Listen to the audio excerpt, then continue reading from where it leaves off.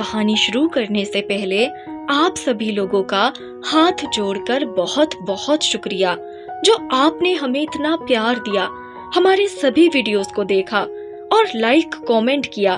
बस आप लोग सब्सक्राइब करना भूल जाते हैं, तो आप लोगों से विनती है कि हमारे चैनल को सब्सक्राइब कर ले ताकि हम आपके लिए ऐसे ही अच्छी अच्छी स्टोरीज लाते रहें। तो समय को बर्बाद ना करते हुए हम आज की कहानी को शुरू करते हैं।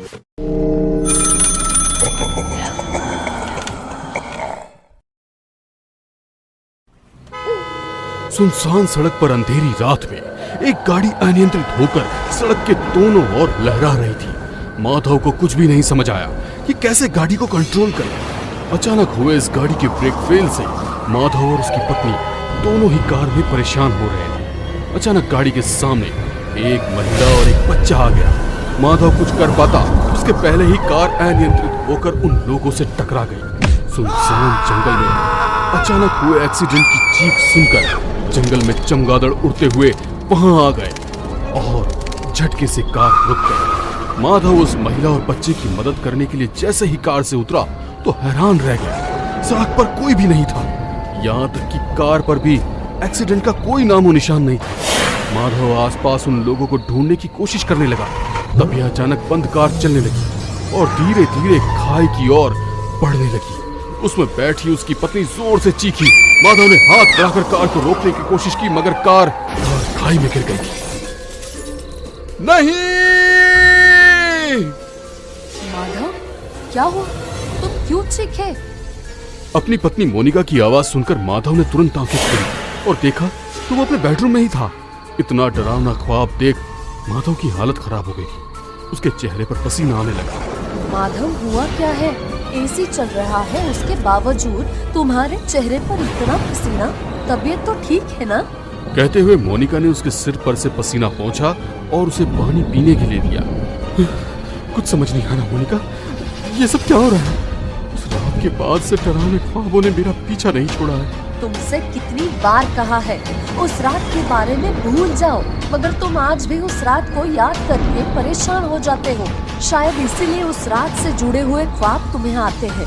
कैसे भूल जाऊं उस रात को? मैंने तो पहले ही कहा था ये सब कुछ तुम्हारे बस का नहीं है, मगर तुमने मेरी बात नहीं सुनी। अब तुम्हें पछतावा हो रहा है तो मैं चली जाती हूँ।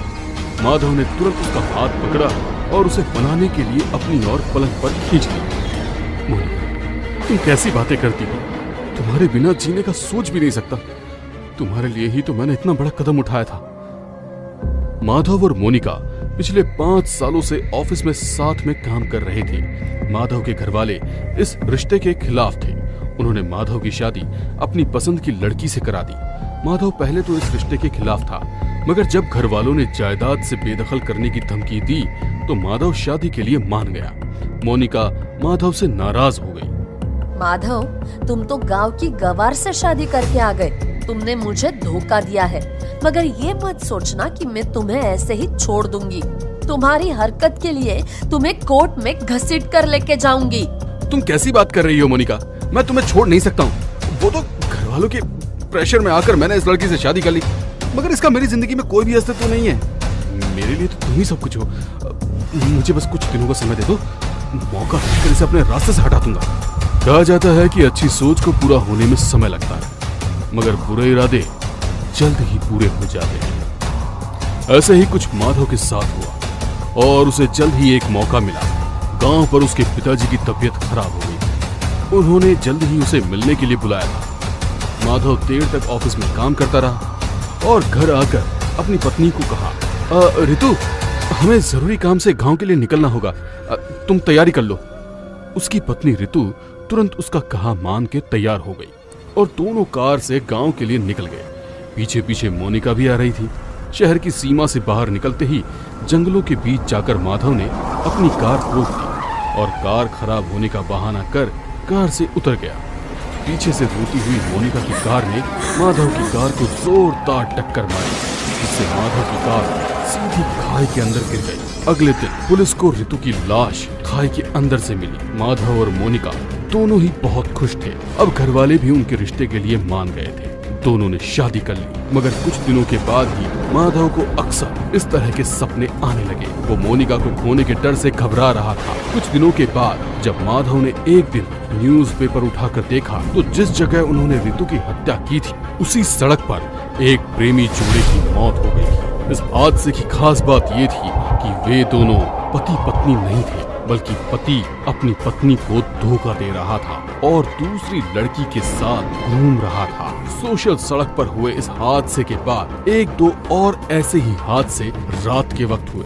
वहां से निकलने वाले कई लोगों ने महसूस किया कि कोई उन पर निगाह रखे हुए। किसी ने एक साए को भी वहां महसूस किया। धीरे धीरे रात के वक्त उस सुनसान सड़क पर लोगों की आवाजाही लगभग बंद सी हो गई। यदि कोई मजबूरी में वहां से निकला भी तो उसने उस आत्मा को महसूस किया था।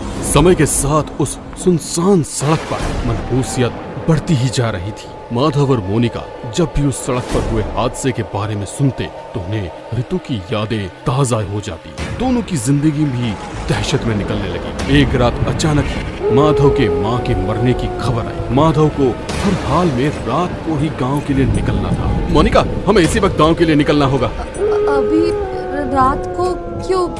हम लोग सुबह ही निकल जाएंगे ना। तुम्हें नहीं आना है तो मत आओ, मुझे तो हर हाल में जाना है। माधव, मैं जाने के लिए मना नहीं कर रही, मगर तुम्हें पता है ना कि मैं किस लिए कह रही हूँ।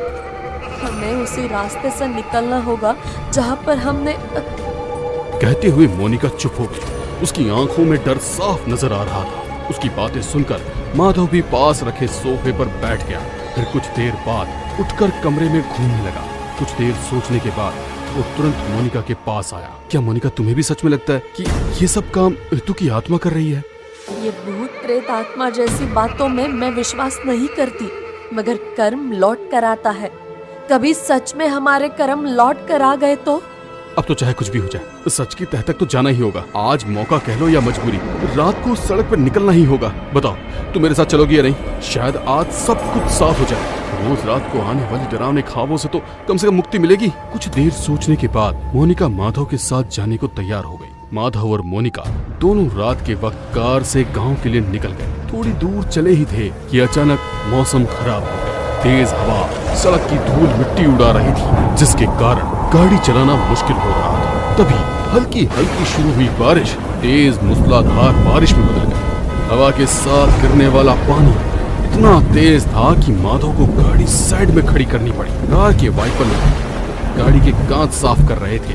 अचानक गाड़ी की हेडलाइट बंद चालू होने लगी। मोनिका की निगाह सड़क पर गई। एक साया नजर आया। उसने आसपास निगाह डाली तो उनकी गाड़ी ठीक वहीं खड़ी थी जहां पर ऋतु की हत्या की गई। वो डरकर माधव के करीब आ गई। जैसे ही उसने माधव का हाथ पकड़ा, उसे माधव की जगह पर ऋतु मुस्कुराती हुई नजर आई। उसने डरकर माधव का हाथ छोड़ दिया और पीछे की ओर हो गई। क्या हुआ तुम्हें? माधव, ये ऋतु है। तुम्हारा दिमाग ठिकाने पर नहीं है। कहाँ है ऋतु? माधव बोल ही रहा था कि उसे मोनिका की जगह पर ऋतु नजर आने लगी। बोलते बोलते डर के कारण उसका चेहरा पीला पड़ गया। मुझे ढूंढ रहे हो माधव? देखो, मैं तो यहाँ हूँ। कहते हुए ऋतु एकदम उसके करीब आ गई। माधव डरकर कार से बाहर निकल गया। धीरे धीरे बारिश भी रुक चुकी थी। ठंडी ठंडी हवा बह रही थी। ठंडी हवा के मौसम में भी माधव पसीना पसीना हो रहा था। माधव, तुम्हें पसीना आ रहा है? क्या बात है? मौसम तो एकदम ठंडा है। आओ, मैं तुम्हारा पसीना पोंछ देती हूँ। कहते हुए ऋतु माधव की तरफ बढ़ने लगी। माधव डरकर पीछे हो रहा था। ऋतु मुस्कुराते हुए एक कदम उसकी ओर बढ़ रही थी। पीछे हटते हुए माधव एक पेड़ से जाकर टिक गया। ऋतु उसके ठीक सामने खड़ी थी। ऋतु उसके चेहरे पर हाथ रखकर पसीना पोंछ रही थी कि उसकी शक्ल बदलने लगी। हाथों के बड़े बड़े नाखून से उसने माधव का चेहरा नोच दिया। माधव के चेहरे से खून टपक रहा था। उसके चेहरे से टपकते हुए खून को अपनी हथेली में इकट्ठा कर ऋतु जोर जोर से हंस रही थी। उसका कुचला हुआ चेहरा हंसते हुए बहुत ही भयानक लग रहा था। मोनिका डरकर पीछे हट गई। ऋतु धीरे धीरे उसकी ओर भी बढ़ने लगी। ऋतु जैसे ही उसके करीब पहुंची, हाथ उठाकर उसने उसे हवा में उड़ा दिया। मोनिका जोर जोर से चिल्लाने लगी। सुनसान सड़क पर कोई भी उसकी आवाज नहीं सुन रहा था। माधव हिम्मत करके आगे बढ़ा और ऋतु को रोकने लगा। ऋतु, मोनिका को छोड़ दो, उसने कुछ नहीं किया। तुम्हारा गुनहगार मैं हूँ। गुनहगार तो तुम दोनों हो, तुम दोनों को सजा मिलेगी। ऋतु ने हवा में से अपना हाथ नीचे किया तो मोनिका जमीन पर गिर गई। फिर ऋतु ने अपना हाथ कार की ओर घुमाया। कार खुद ब खुद चालू हो गई। दोनों धीरे धीरे कार को अपनी ओर बढ़ते देखने लगे और देखकर डरने लगे। कार उनके पास आकर रुक गई। कार के दरवाजे खुले और अचानक ही दोनों को किसी अदृश्य शक्ति ने कार में धकेल दिया और फिर दरवाजे बंद हो गए। दोनों कार के दरवाजे खोलने की कोशिश करने लगे मगर दरवाजा नहीं खुला। कार धीरे धीरे खाई की ओर बढ़ने लगी। दोनों की चीख सुन ऋतु हंस रही थी। जैसे ही कार खाई में गिरी, ऋतु की आत्मा भी धीरे धीरे हवा में गायब हो गई। मगर आज भी उस सुनसान सड़क पर यदि कोई किसी को धोखा देता है तो ऋतु की आत्मा बदला लेती है। कहीं आप भी किसी को धोखा नहीं दे रहे ना?